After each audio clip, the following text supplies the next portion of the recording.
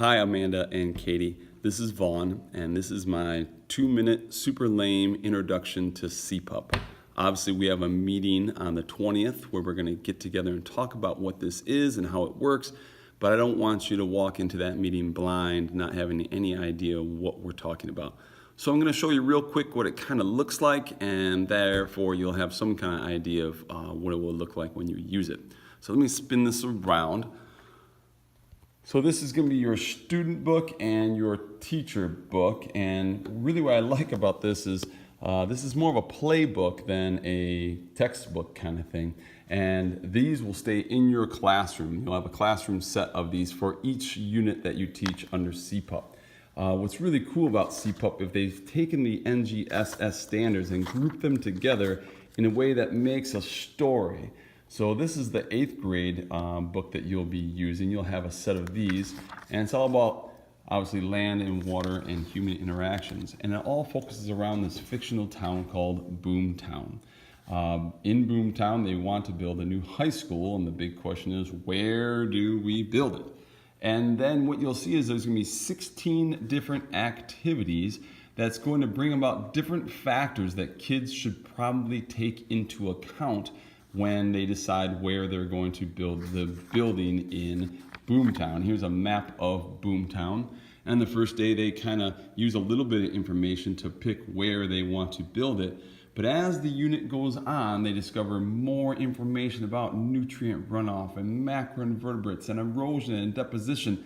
So as the unit goes on, maybe they're going to change their original opinion of where they should build the new high school in Boomtown. And at the very end, they actually will come up with a building plan, and there's no real right answer about where they should build, but the beautiful part is that when they give their explanation, they need to take into account all the factors and why they didn't build somewhere else, and that really gives you a good sense of their mastery of this, the objectives in this unit.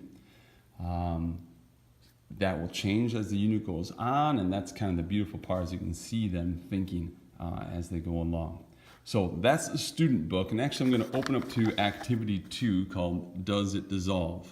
And it gives them some background information. Again, this having to do with Boomtown. Every activity, they keep referencing the same question over and over.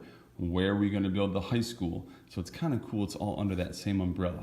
So in activity 2, it has all the lab procedure and materials and everything written out for them, which is super, super cool. So a lot of times when you run a lab, you don't need to print any of the procedures because all the procedures are in the book, and the kids will have this book. Again, I refer to it as a playbook. Maybe you want to refer to it as your lab book, whatever, but it's certainly not a textbook, which is great. At the end of that lab, it has analysis questions for them, and these are the kind of answers to the lab we're looking for to see what they learned. These would go in their interactive science notebook. I call it an ISN, or any kind of science notebook, or maybe a sheet of paper. However you want to treat that is fine. What's really cool is our teacher edition, though, goes hand in hand. There's Does It Dissolve again. It gives you a whole idea of the point of the lab and where it connects to the NGSS. It gives you what specific objective we are working toward, right? Not assessing, but working toward, and the science and engineering practices and the disciplinary core ideas. So it gives you everything you need to know. So if you're ever asked why you're doing this, you know why you're doing this. It gives you a whole idea of what's going on. It gives you a teaching summary and basically tells you almost what to do word for word, right? It tells you maybe what things to bring up before you start the activity, some general talking points before you start the activity, and then it gives you everything for the activity and gives you some heads up where kids might even go astray, which is beautiful.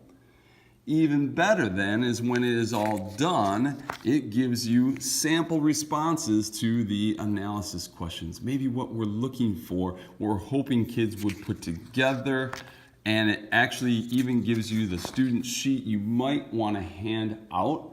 Here's a data table, as well as sample responses we would hope to get for kids. So that's kind of just all it is. There's actually a PowerPoint that goes with each one of these lessons. And again, it tells you how to set everything up, what you're going to need for that day. And again, it's just a progression that tells a big story of the overlying things they need to know, obviously, about land, water, and interactions in this case. And it does a great job of grouping the NGSS DCIs or performance objectives all in one spot. So that is what this is. I hope that made a little bit of sense. I know it's summertime, you don't want to think about this, but this is an idea of what CPUP is. So we will see you in a couple weeks.